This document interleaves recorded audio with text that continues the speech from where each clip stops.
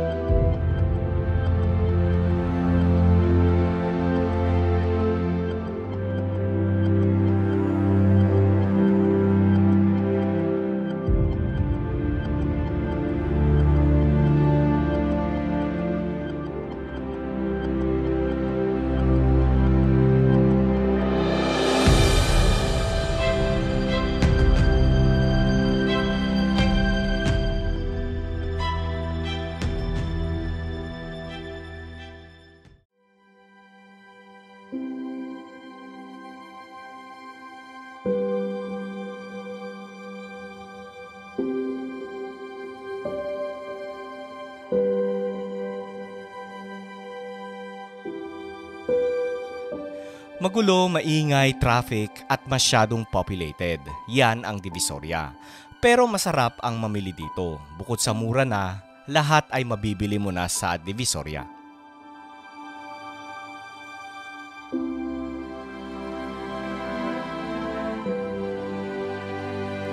Ang Recto Avenue noon ay ang dating Calle Azcárraga ay isang maunlad na pamayanang agricultural kung saan ang mga tao dito ay isa sa kanilang pinagkakaabalahan ay ang paggawa ng tuba. Oo, maraming puno ng niyog sa lugar na ito noon.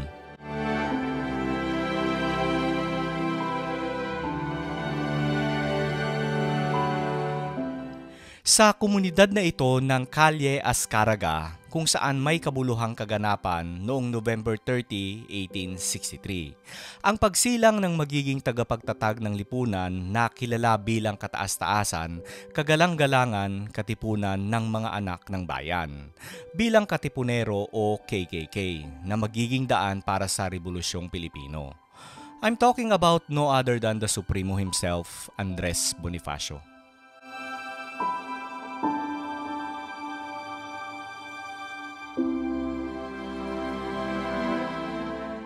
Ngunit habang ang Pilipinas, partikular ang Maynila, ay nararanasan ang simula ng pag-unlad ng ekonomiya, may ilang bagay na kinailangang magbigay o magparaya. Sa kasong ito, ang mga bukirin at lumang komunidad na gumagawa ng tuba noon sa kahabaan ng Calle Azcárraga ay kinailangang magbigay daan para sa pagtatayo ng isang sistema ng riles ng tren ayon sa utos ng hari ng Espanya na si Alfonso XII noong 1875.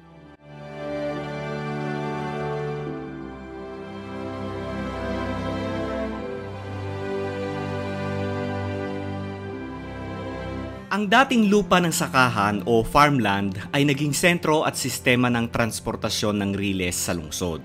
Ito ay naging pangunahing terminal at sentro ng operasyon ng riles, ganun din ang Manila Railroad Company.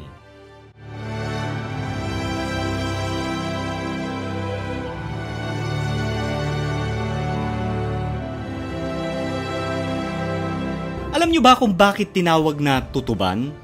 'Di ba ang tunog ng tren ay tutut sa dating tubaan, kaya naging tutuban. Tandaan, tutut sa tubaan. Tutuban.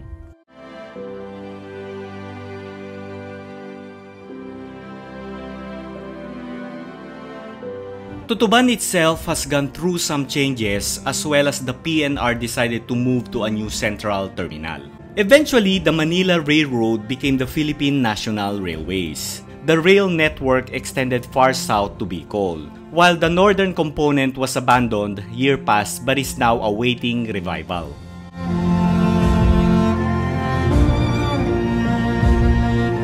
Fortunately, the original train station facade was left intact and adaptively reused to become the centerpiece of a commercial complex development which became Tutuban Center that we know today. Tutuban Center is a shopping complex and public transit hub, opened in 1993.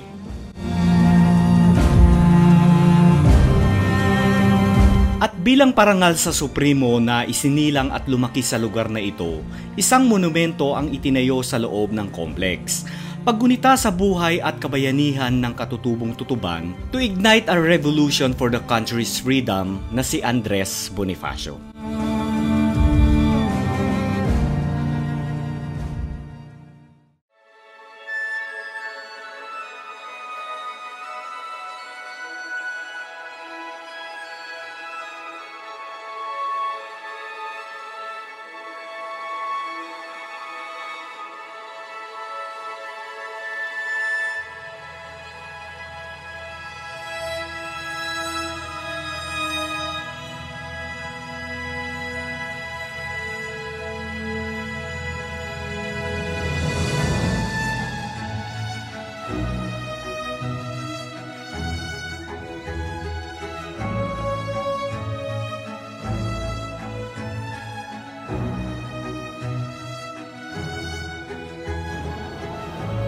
Okay mga Chubero, magandang umaga sa inyo lahat and tayo ay nagbabalik dito sa Divisoria. So nandito tayo mismo sa Recto Avenue.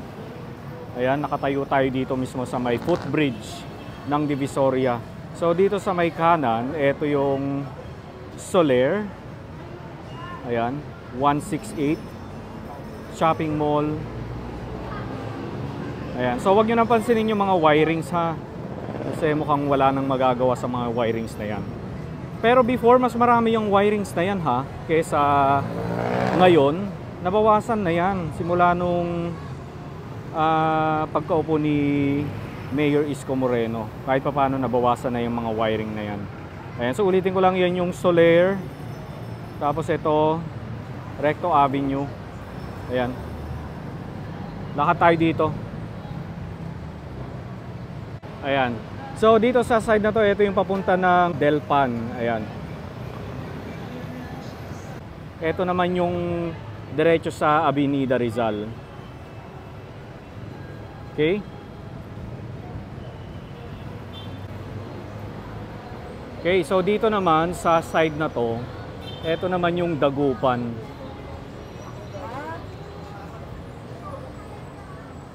Ayan, Dagupan Street.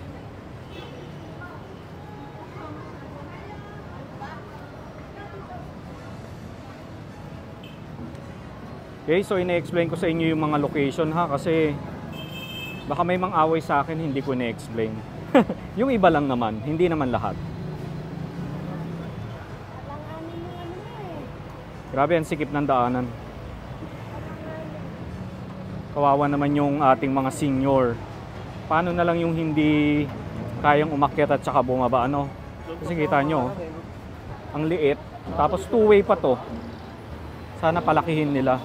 Or sana lagyan ng escalator. Wala lang. Ayan, so ulitin ko lang, Dagupan Street. Okay, nandito na tayo sa baba.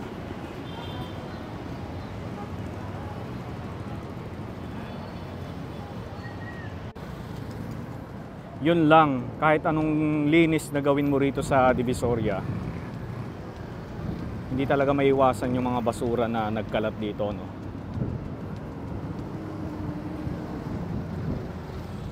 Pero kahit pa paano, ang laki na ng niluwag ng kalsada na ito, no? Kasi before, hindi ito madaanan eh. Kailangan mong umikot pa sa ibang ruta. Ayan, kasi puro mga vendors na dito. Hanggang doon. Diba? Kaya sa mga matagal nang hindi nakakapunta ng Divisoria, mga 10 years ago na, nako, mamamangha kayo sa luwag ng kalsada dito mismo sa Divisoria. Okay, so ito na yung Tutuban Center.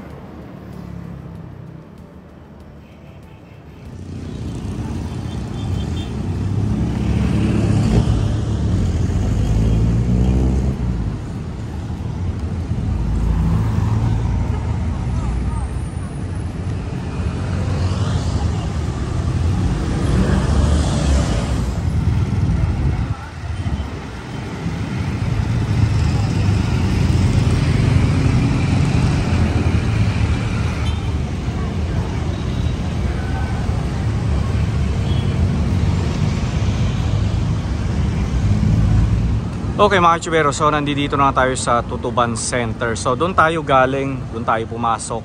Tapos dito na tayo nagpark sa tabi mismo ng Robinsons. Ayan. Hindi lang itong Tutuban ang pinunta natin dito. Syempre namamasyal din tayo, ano. Ayan. So may mga nagsasabi ang Tutuban Center daw ay pag-aari ng Ayala. Pero doon sa mga nakakaalam, please comment down below. So ulitin ko lang, ano, ito yung stasyon ng Tutuban noon. Ayan, so makikita nyo talagang nirepurpose nila itong structure ng stasyon na ito, ano. Ayan, oh. Okay, so dito mismo sa harapan ng Tutuban Center, rebulto ni Andres Bonifacio.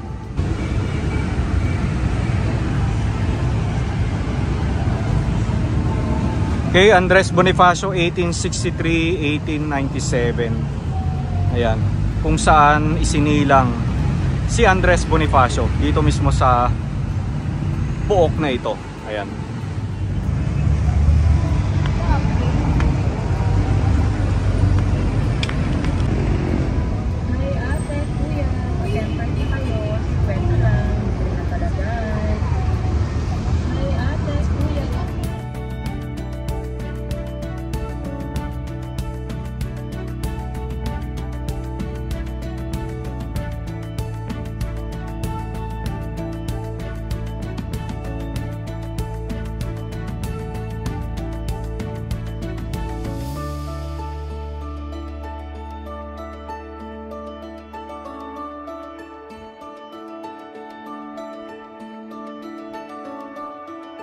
Pero nagtataka ako, kung Ayala ito, dapat bangko nila yung nandito, hindi AUB, di ba?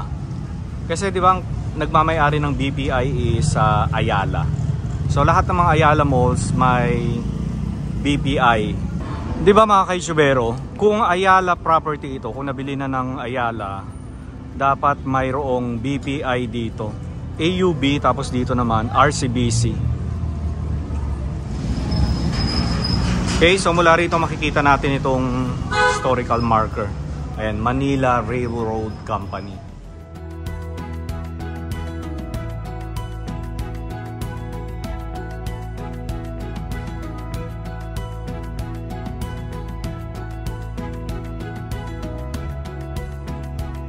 So meron ng mga information about dito sa lumang train station. Ayan, mga history ng train station o ng Philippine Railways history. Ayan, babasahin mo na lang. Ayan, PNR.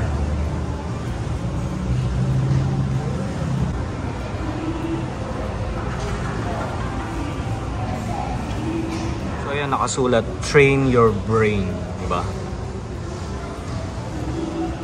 At least meron ng mga information about sa history ng Manila Railroad Company. Ano? Kasi nung pumunta tayo dito, wala pa eh.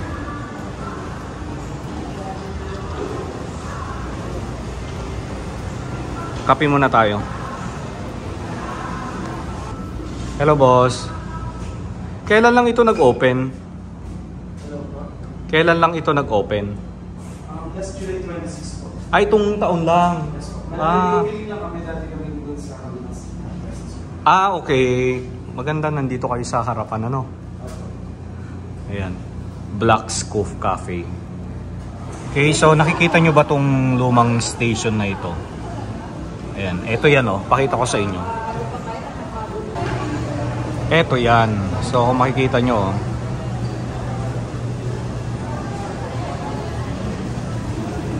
okay, makikita pa rin natin yung mga lumang bakal ng stasyon ng Tutuban.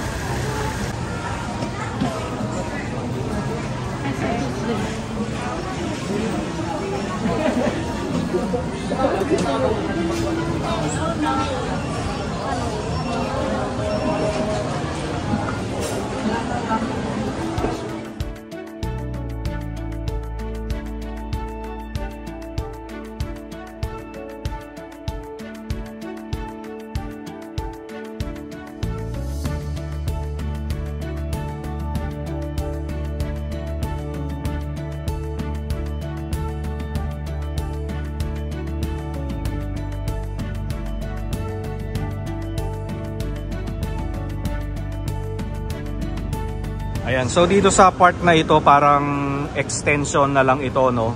Kasi wala na akong makitang mga bakal. Ayan, no? Hanggang dun lang siya, sa may dulo.